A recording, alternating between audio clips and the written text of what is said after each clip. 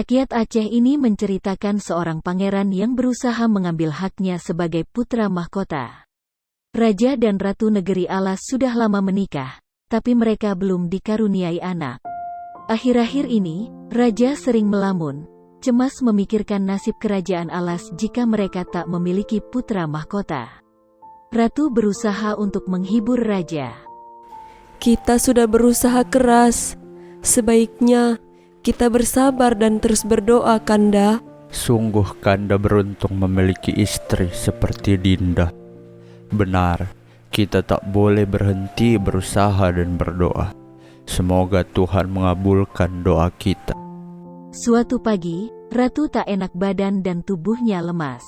Raja panik. Tabib kerajaan dipanggil untuk memeriksa Ratu. Selamat Baginda, Ratu sedang mengandung, kata tabib sambil menyalami tangan Raja. Raja dan Ratu amat senang mendengar perkataan tabib itu.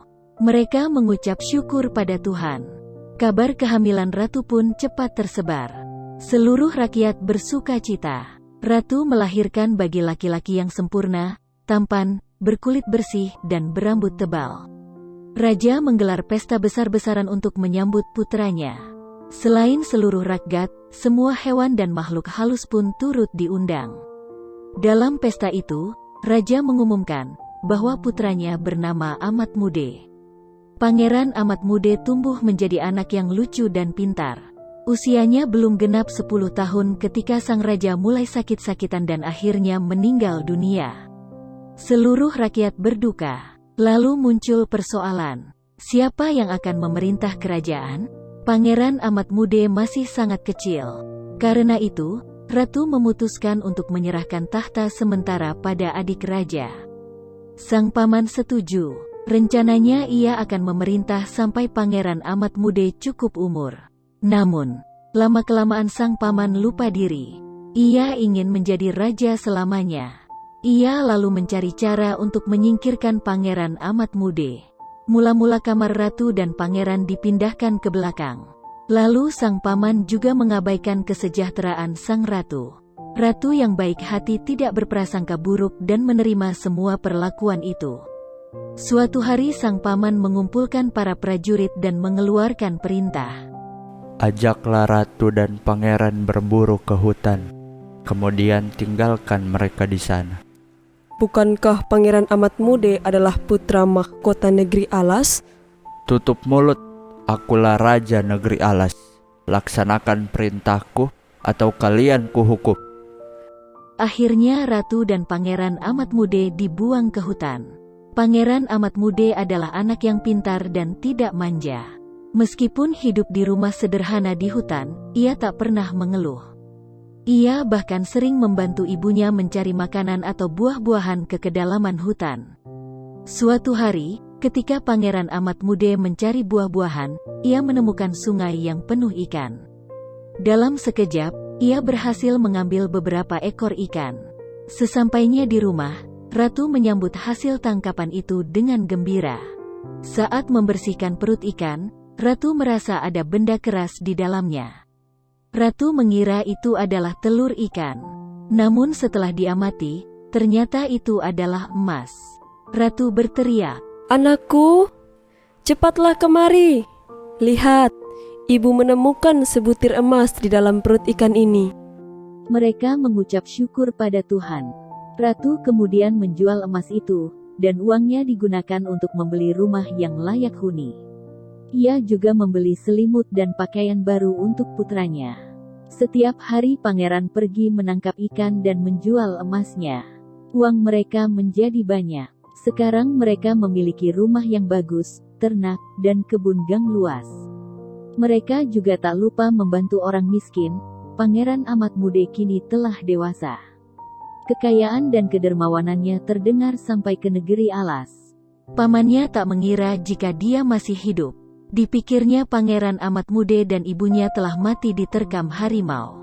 Ia memerintahkan para prajuritnya untuk menjemput Pangeran Amat Mude kembali ke istana. Di istana, sang paman berkata, Amat Mude, kau sudah dewasa sekarang. Mungkin sudah saatnya kau menjadi raja. Tapi tidak semudah itu. Kau boleh menjadi raja jika berhasil memetik sebutir kelapa gading. Tapi bukan kelapa gading sembarangan, tapi kelapa gading dari pulau kecil di tengah laut. Jika kau berhasil, kau boleh kembali ke istana. Tapi jika gagal, tahta kerajaan ini selamanya menjadi milikku. Dalam hati, sang paman tertawa. Laut itu dijaga oleh 3 hewan buas yang siap memangsa siapa saja yang lewat. Pangeran setuju. Ia memang ingin kembali ke istana demi kebahagiaan ibunya. Saat Pangeran Amat Mude mendayung, air laut bergejolak. Perahu yang ditumpanginya nyaris terbalik. Ia amat ketakutan. Lalu, muncullah seekor ikan besar didampingi seekor buaya dan seekor naga. Hai anak muda, berani-beraninya kau melewati wilayah kami tanpa izin. Siapa kau dan hendak kemana? Dengan gemetar, Pangeran Amat Mude menjawab. Namaku Amat Mude. Aku hendak ke pulau di tengah laut ini untuk memetik sebutir kelapa gading. Amat Mude, apakah kau putra Raja Negeri Alas? Benar. Dari mana kalian tahu? Mereka tertawa dan berkata, Ayahmu adalah sahabat kami. Kami dulu diundang ke pesta kelahiranmu. Tak kusangka kau sekarang sudah menjadi pemuda yang gagah. Tenanglah, kami akan membantumu sampai ke pulau itu. Bantulah aku untuk memetik sebutir kelapa gading itu. Ternyata pohon kelapa itu tinggi sekali. Pangeran Amat Mude nyaris putus asa.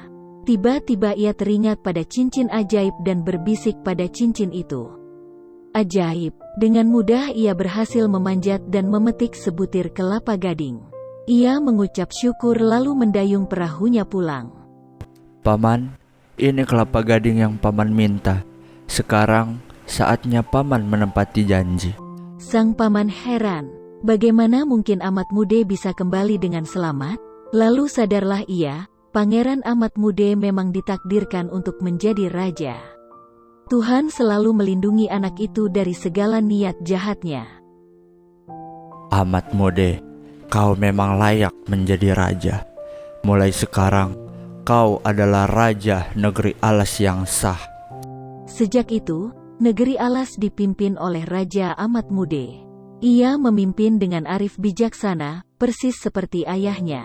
Ia juga tak dendam dan tetap mengizinkan pamannya tinggal di istana. Namun sang paman menolak. Ia memilih untuk keluar dan hidup sebagai rakyat biasa.